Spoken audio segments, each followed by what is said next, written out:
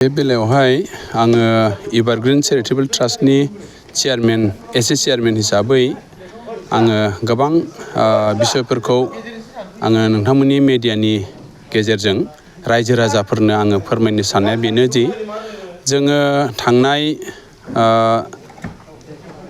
March दाननिफ्रायनो नैबे सिखना जोहोलाव नेशनेल पार्कखौ मार्च दाननि 20 थारिखआवहाय नटिफिकेसन होदों।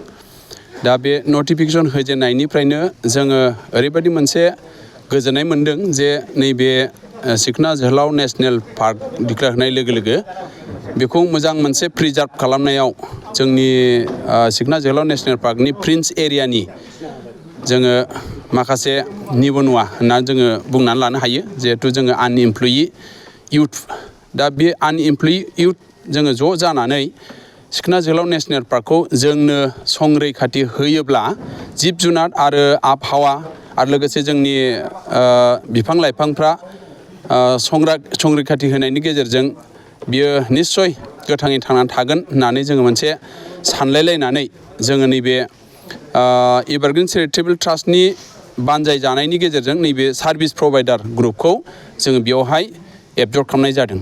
दा टटेलि जोङो 375 जनसो जोङो जोहोलाव आरो सिख्लाफोर 20% जोङो गार्लसफोरनिफ्राय लादों आरो 80% जोङो बयसफोरनिफ्राय लानाय जादों। दा बेयावहाय जोङो गोबां सेन्ट्रेलाइज ट्रेनिं जिहेथु जोङो माखासे संरैखाथि होनायावहाय सिखना जोहोलाव नेशनेल पार्कखौ साखोन सिखोनै लाखिनायावहाय हस्पिटेलिटि मेनेजमेन्ट आरो केयार टेकार आरो गोबां रोखोमनि जोङो फरेस्ट डिपार्टमेन्टनिफ्राय जोङो ट्रेनिंबो जों लानाय जाबाय। दा ट्रेनिं लानानै जोङो दा बेहाय संरैखाथि होनाया बोसोरसे बारलांबाय।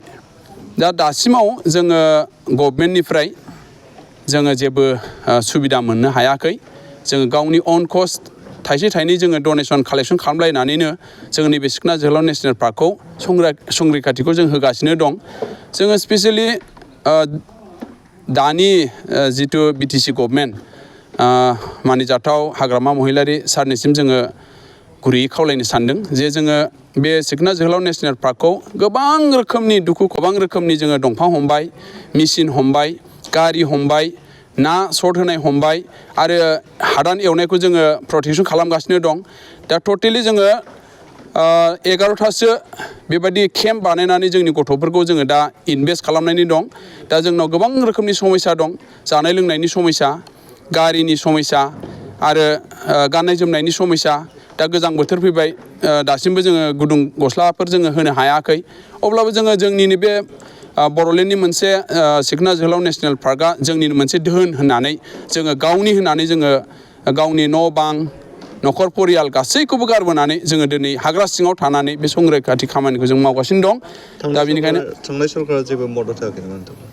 थांनाय सरकारनि बेलायावथ' जोंहा बुंनो थाङोब्ला जोंजों फंसेबो रायलायाखै आरो जोंनि अफिसावबो बिसोरो भिजिटबो खालामाखै आरो बिथांमोना जोंनो थाइसे थाखाबो जोंनो रांबो अनसुंथाइबो होआखै। मानो बिदि खालामदों बिथांमोना?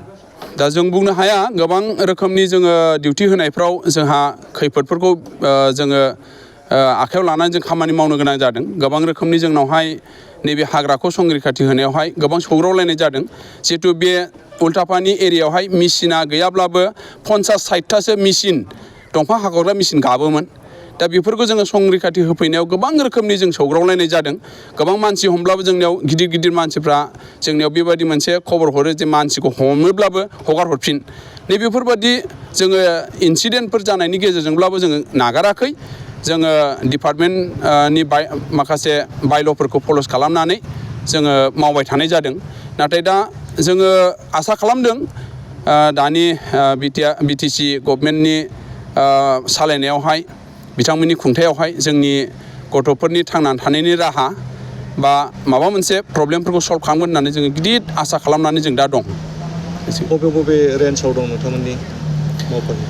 दा रेन्ज होननानै बुङोब्ला जोङो दा दादगारि देवस्रिनि बिट अफिस रुनिकाटा रेन्जनि आन्दारावनो गोग्लैयो आरो बावैसो उनावनो जोङो सोरां बाजारनि बिट अफिसाव थाहैसिगोन आरो एसे उनाव जोङो जायगाखौ जों गासिबो थिग थाक खालामबाय। फुंबिलिनि बिट अफिसाव थाहैनाय जासिगोन आरो बिनि खाथियाव मोनसे सालबारि होननाय दङ जोंनिनो फरेस्टनि माखासे प्रिजार्भ खालामनानै दोननाय बेयावबो जोङो केम्प थानानै बेंनाय जासिगोन दा बर्थमान उल्टापानिनि आइबिआव 30 जनसो गथ'फोर दङ आरो बिनि एसे खोलाहा हाग्रा सिङावहाय 7 नम्बरनि हाराग अरन दान्दालि हाग्रायाव मोनसे न' दंमोन बेखौबो जों फोसाबनानै बेयाव जोङो 30 जनसो गथ'फोर दोनदों आरो बिनि खोलाहा दिग्लिपारायाव 35 जनसो गथ'फोर दा बर्थमान बोसोरसे बारलांबाय आरो बिनि एसे सानजाहा सोनाबहा दावथ्रोदलांनानै जोङो साम'खा झारबारिनिनो मोनसे बिट अफिस बेयाव जों दा 20 जनसो गथ'फोर दोननानै दङ